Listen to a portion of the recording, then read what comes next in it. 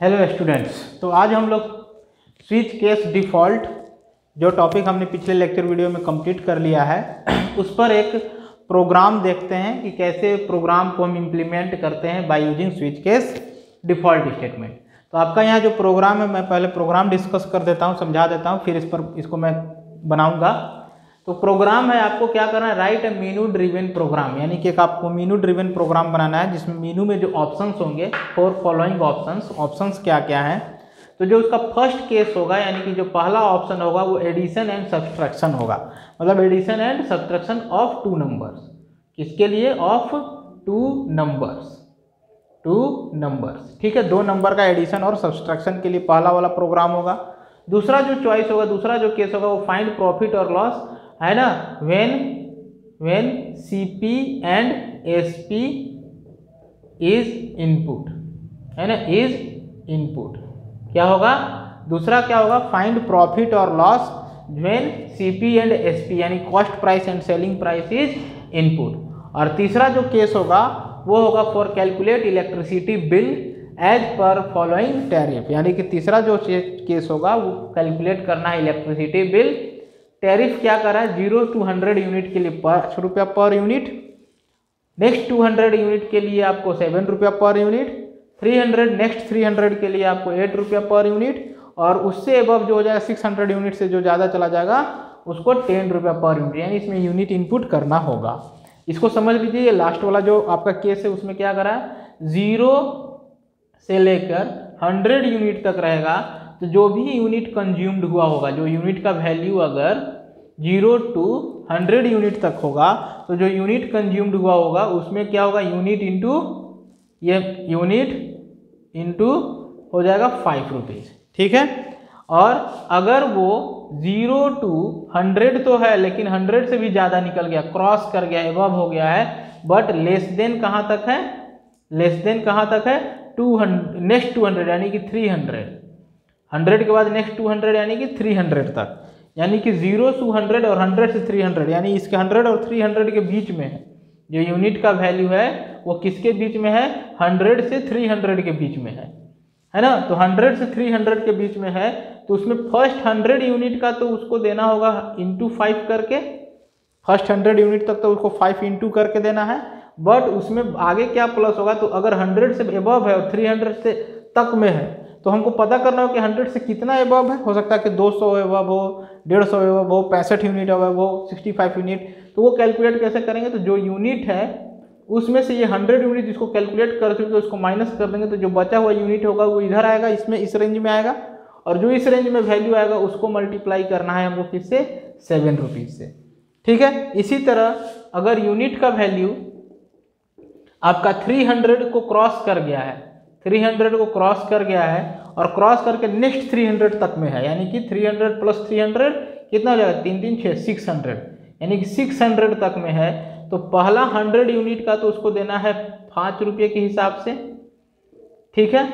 Plus अगला ये यहाँ से यहाँ तक 200 जो यूनिट होगा, उस 200 यूनिट के लिए उसको देना है 7 रुपया के हिसाब से, और बाकी बच यानी 300 से अबव और 600 से नीचे, है ना, यानी 600 तक में। तो यहाँ जो यूनिट है वो कैसे निकालेंगे? तो हम यूनिट में से 300 तक का कैलकुलेट कर चुके हैं, तो इसमें यूनिट माइनस 300 और इसको मल्टीप्लाई करेंगे, जो बचा हुआ शेष यहाँ का जो वैल्यू होगा वो 8 रुपया पर यूनिट के हिसाब से होगा।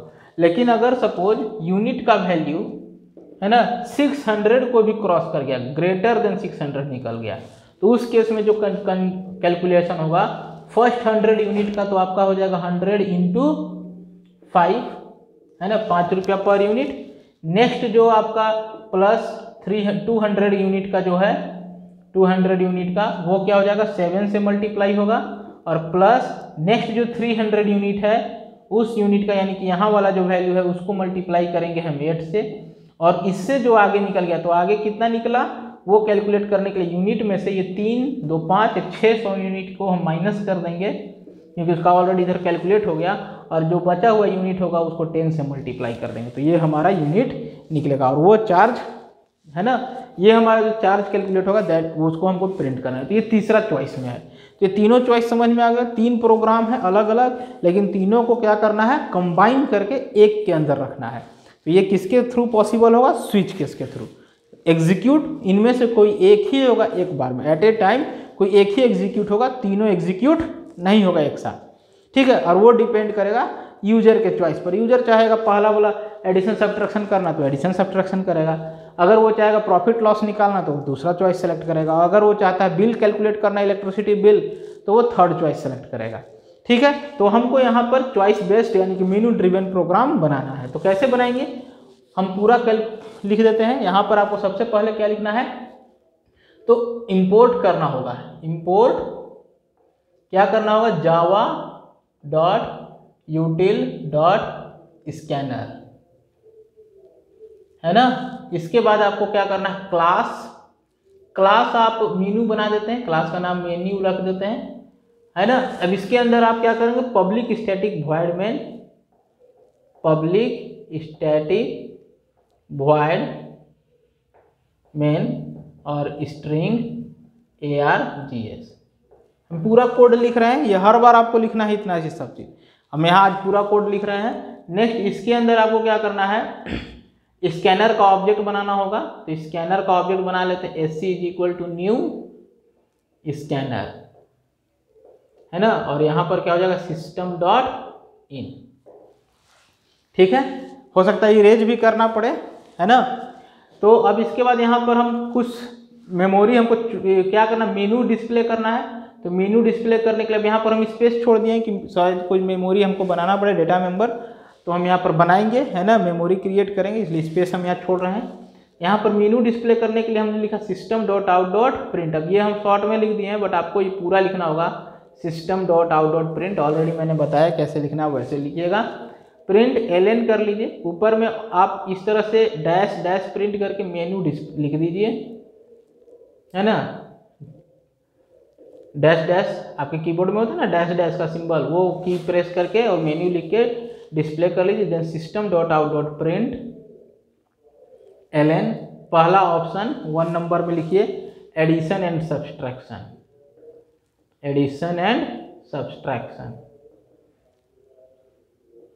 ठीक है। आप दूसरा प्रिंट ln यूज कर सकते हैं, या फिर इसी में स्लैश n लगाकर दूसरा ऑप्शन क्या है हमारे पास, profit and loss, profit and loss, ठीक है। और फिर स्लैश n लगा के थर्ड ऑप्शन क्या हो जाएगा, electricity bill, calculate electricity bill, ठीक है। इसके बाद इसको क्लोज कर देंगे, डबल कोट क्लोज करके। तो इससे क्या होगा कि ये हमारा डिस्प्ले हो जाएगा, पहला दूसरा लाइन चेंज कर, तीसरा लाइन चेंज करके, और फिर ये ln के कारण लाइन चेंज हो जाएगा। अब इसके बाद आपको यूजर से पूछना होगा system dot out dot print करके कि inter your choice, inter your choice. अब यूजर के सामने ये मेनू डिस्प्ले होगा, तो चॉइस में उसको दिखेगा कि 1 2 3 है, तो 1 2 3 में से कोई चॉइस इनपुट करेगा। तो 1 2 3 एक इंटीजर वैल्यू है, तो इनपुट लेने के लिए एक इंटीजर वेरिएबल ले लेते हैं int से ch, और ch में इनपुट ले लेते हैं, ch is equal to sc dot next int। अब ये जो ch में इनपुट हुआ है इसी को इवेल्युएट करना है, तो हम इसको स्विच में रखेंगे। इसको किस में रखेंगे, स्विच में, स्विच में इस ch को रख देंगे। इसी को इवेल्युएट करके इस एक्सप्रेशन को फाइंड करेंगे ch का वैल्यू क्या है। अब ch का वैल्यू क्या क्या हो सकता है, केस 1 2 और 3। एक केस बनाएंगे, केस का नाम हो जाएगा 1, ठीक है। अब 1 केस में हमको क्या करना है, सब्सट्रैक्शन और एडिशन करना है। तो 2 नंबर इनपुट करवाना होगा, तो मैसेज डिस्प्ले करेंगे, यहाँ एडिशन सब्सट्रैक्शन का कोड लिख देना है। तो system dot out dot print inter 2 numbers, ठीक है। ये एक ही बार में आप अलग अलग भी मैसेज डिस्प्ले करवा सकते हैं, inter first number, inter second number, but हमने यहाँ क्या किया, इंटर 2 नंबर्स। अब इनपुट लेकर स्टोर करने के लिए 2 वेरिएबल चाहिए, तो एक n1 ले लिए और एक n2। n1 में इनपुट ले लिए, n1 is equal to sc dot next int. ये पहला केस में जो प्रोग्राम होगा वो हम बना रहे हैं। देन फिर n2 is equal to sc dot next int. और हमको क्या करना है, एडिशन और सब्सट्रैक्शन। तो एडिशन करने के लिए ऐड ले लेते हैं, सब्सट्रैक्शन के लिए sub। तो ऐड इज इक्वल टू क्या हो जाएगा, n1 प्लस n2, और SUB का वैल्यू हो जाएगा N1 माइनस N2। ठीक है, अब इसको डिस्प्ले कर देना है तो हम यहाँ लिखेंगे system dot out dot print ln, क्या प्रिंट करेंगे तो यहाँ पर टोटल इज इक्वल टू किसका वैल्यू, ऐड का वैल्यू, और system dot out dot print ln difference is equal two plus किसका वैल्यू, SUB का वैल्यू। ठीक है, तो ये पहला केस का प्रोग्राम हो गया। अब केस 2 में फॉल थ्रू नहीं होना चाहिए, तो हमको क्या करना है, केस 2 स्टार्ट करने से पहले हमको कंट्रोल को ब्रेक करके स्विच के बाहर कर देना है। यहाँ तक समझ में आ गया होगा कैसे कैसे हुआ। ठीक है, तो आप इसको स्क्रीनशॉट लीजिए, फिर आगे हम इसको लिखते हैं, केस 2 बनाते हैं।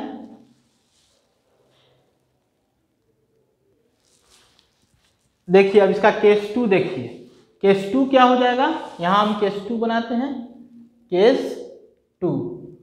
इसके पहले हम ऑलरेडी उसको ब्रेक कर चुके हैं केस 1 को।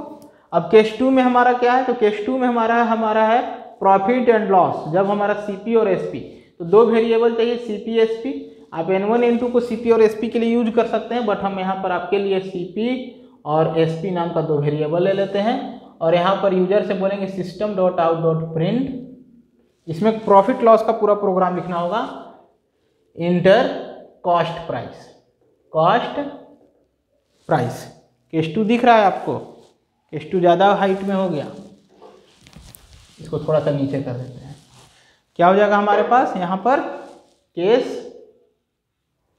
2, ये दिख रहा है केस 2।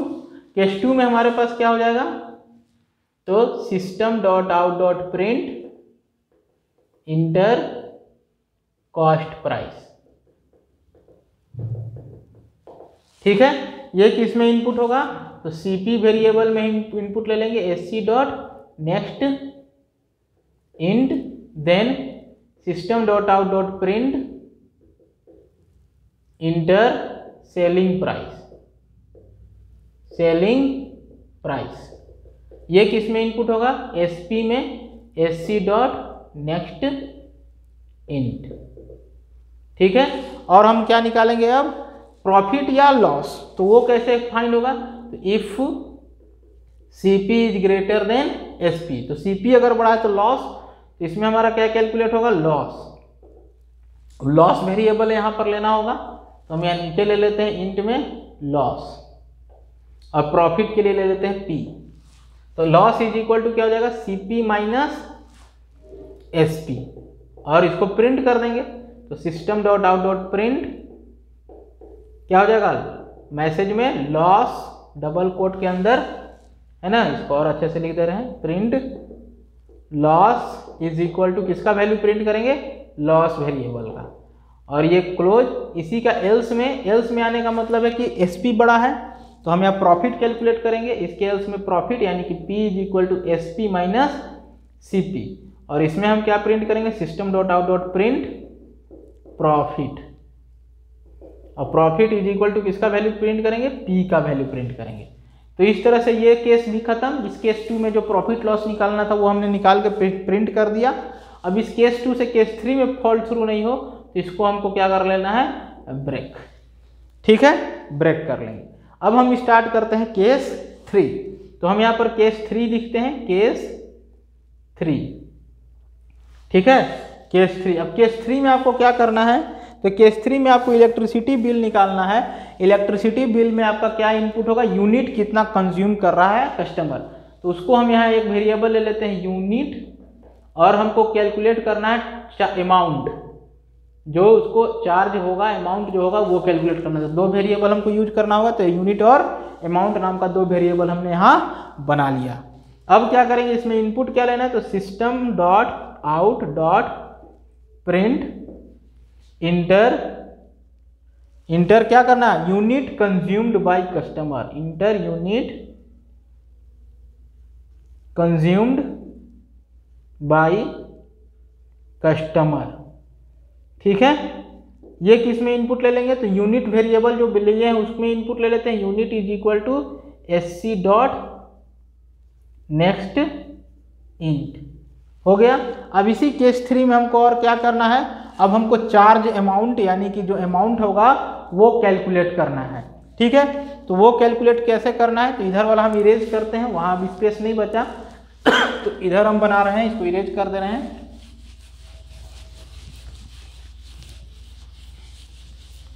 देखिए कैसे कैलकुलेट होगा हमारा, तो यहाँ पर उसी यूनिट पर हमको निकालना। तो यूनिट के लिए देखिए क्या क्या है, 100 तो यूनिट तक 5 रुपया पर यूनिट था ना, पर यूनिट था। तो हम क्या करेंगे, यहाँ पर चेक करेंगे, यहाँ पर इफ जो यूनिट का वैल्यू है क्या वो लेस देन और इक्वल टू 100 है। अगर यूनिट का वैल्यू लेस देन और इक्वल टू 100 होगा तो उस केस में हमारा जो अमाउंट यानी कि जो हमारा अमाउंट कैलकुलेट होगा, अमाउंट वो कितना कैलकुलेट होगा, तो अमाउंट होगा हमारा, तो देखिए 100 यूनिट तक अमाउंट है, यूनिट इंटू 5, तो यूनिट इंटू 5।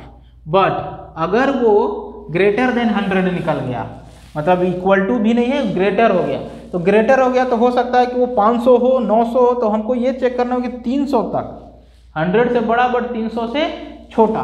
तो हम यहाँ पर इफ के साथ फिर इफ लगाएंगे, लैडर वाला यूज हो रहा, यूनिट इज लेस देन और इक्वल टू कितना तक जाएगा, मैक्सिमम 300 तक।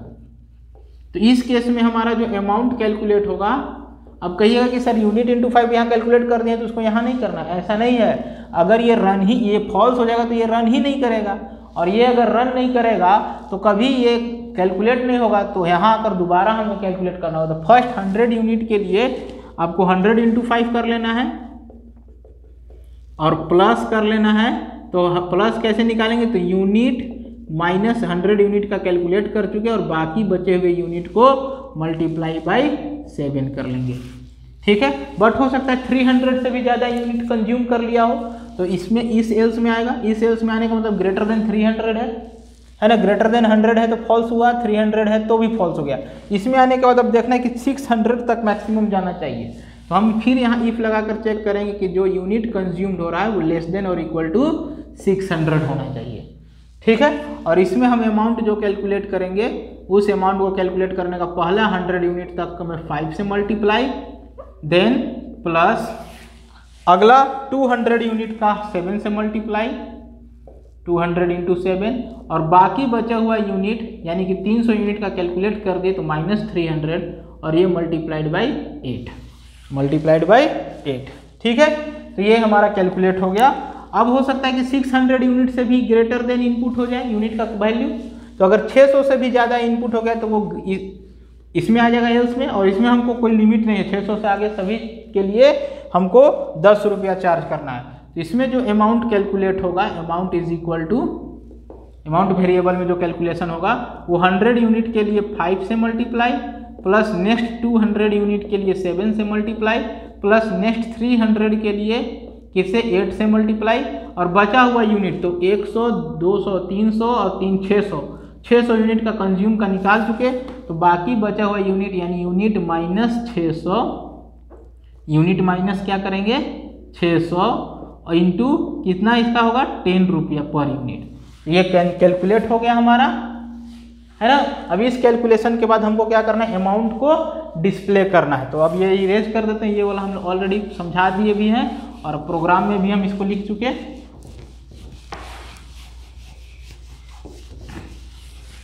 तो अब हमको क्या है, यहाँ पर अमाउंट को प्रिंट करना, तो system dot out dot print, है ना। अब इसमें से कोई एक ही एग्जीक्यूट होगा, या तो ये या तो ये या तो ये या तो ये, क्योंकि इफ एल्स इफ लैडर है। तो इफ एल्स इफ लैडर में जो इफ ट्रू होगा वो रन करेगा, या तो फिर उसके एल्स में आकर फिर उसका इफ टेस्ट होगा, और कोई नहीं रन करेगा तो लास्ट वाला एल्स तो रन करेगा ही करेगा। और ये कब करेगा, जब यूनिट का वैल्यू ग्रेटर देन 600 होगा।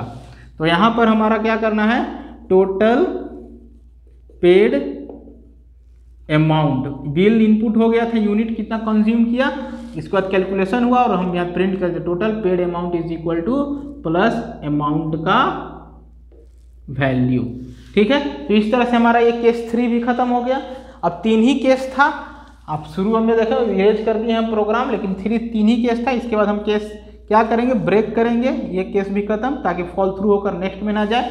बट नेक्स्ट अब केस नहीं क्रिएट करेंगे, डिफॉल्ट लिखेंगे। क्या लिखेंगे, डिफॉल्ट।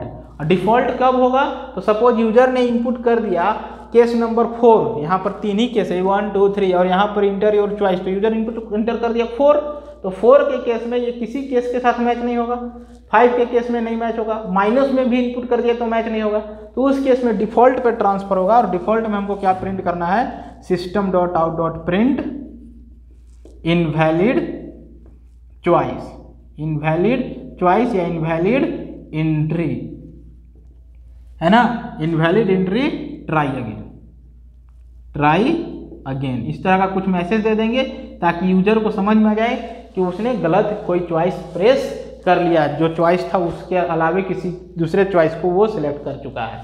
और इसके बाद अब हमारा क्या हो जाएगा? ये जो स्विच यहाँ से शुरू हुआ था यहाँ से, है ना, अब ये स्विच क्लोज हो जाएगा। यहाँ ब्रेक लगाने का कोई फायदा नहीं है, यहाँ ब्रेक लगाते भी हैं तो इसके बाद ये बाहर ही आने वाला है, तो बिना ब्रेक के भी बाहर आ जाएगा, ठीक है, फॉल थ्रू होगा भी तो बाहर। अब इसके बाद हमारे पास प्रोग्राम में कुछ करने को नहीं बचा, तो मेन फंक्शन को क्लोज करेंगे और मेन फंक्शन को क्लोज करने के बाद क्लास को भी क्लोज करेंगे। तो ये था हमारा प्रोग्राम, एक एग्जाम्पल किसका? स्विच केस डिफ़ॉल्ट का। आपको समझ में आ गया होगा ये प्रोग्राम, आप देख लीजिए, इसका स्क्रीनशॉट ले लीजिए, है ना। कोई भी प्रॉब्लम कहीं पर होगा, ठीक है, तो आप हमसे कमेंट सेक्शन में पूछ सकते हैं, बट मैंने आपको पूरी तरह से एक प्रोग्राम समझाने की कोशिश की है, ठीक है। तो आप इसका स्क्रीनशॉट ले लीजिए और हम मिलते हैं नेक्स्ट वीडियो में, तब तक के लिए थैंक यू।